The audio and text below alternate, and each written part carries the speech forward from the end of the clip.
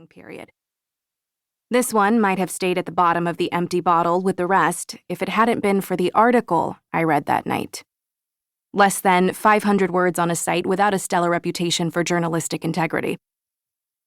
I personally hold that article responsible for the email I sent my boss, a woman whose approval I have been desperately chasing for nearly a decade, at 12:14 in the morning. In said email, I promised I could fix everything. My column, my disastrous love life, the relationship with my mother I was starting to fear I'd outgrown. I wish I hadn't included all of that in the email, but more than that, I wish Esme hadn't agreed. Hadn't let me charge a Greyhound ticket to my company card and sent me off on a no other expenses paid odyssey to the absolute middle of nowhere. "You have 2 weeks," she'd written. "This is your last chance, Sammy." Like I said, it's been a ride. I step off the Greyhound in Ridley Falls with a kink in my neck and a storm cloud over my head. The guy next to me on the way here from Seattle was a talker. And not just the polite conversation type, but the "here's the tortured story of my failed marriage, do you have any advice" type. Unfortunately, this isn't the first time I've spent a bus ride with someone's tragic life story. I attract oversharers like a front man attracts girls with daddy issues. I used to think it was what made me a good journalist, this ability to draw deeply personal information out of the most reluctant stone. But I'm not even sure I'm a journalist anymore. I'm not sure of much of anything, really. Which, of course, is why I'm here. In a town deep in the boonies of Washington state where I spent what could be defined as the most normal year of my childhood. The place I always picture when someone says the word hometown, even though I didn't live here long enough to claim it. I imagined I could sense the shift the moment the bus passed the sign. There's something about Ridley Falls. Like maybe this was the very moment my life would start to change for the better.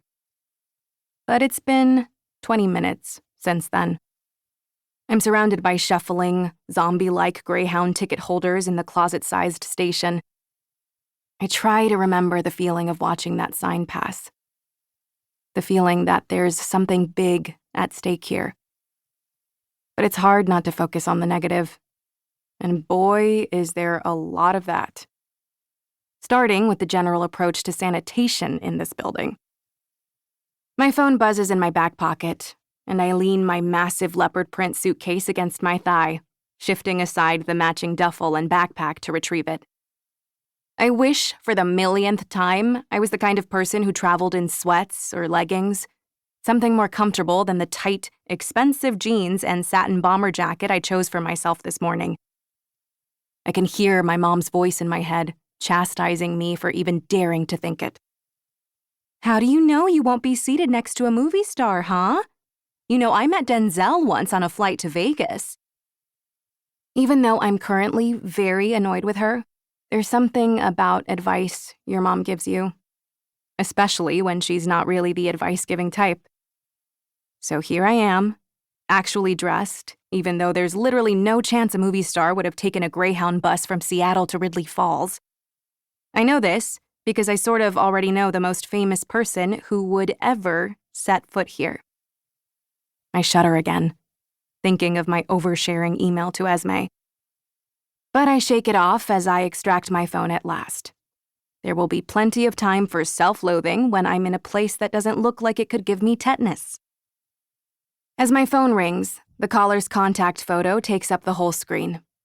Willa's face, squished next to mine on a wine-tasting trip to the Willamette Valley before her wedding, cheeks flushed and eyes a little squinty.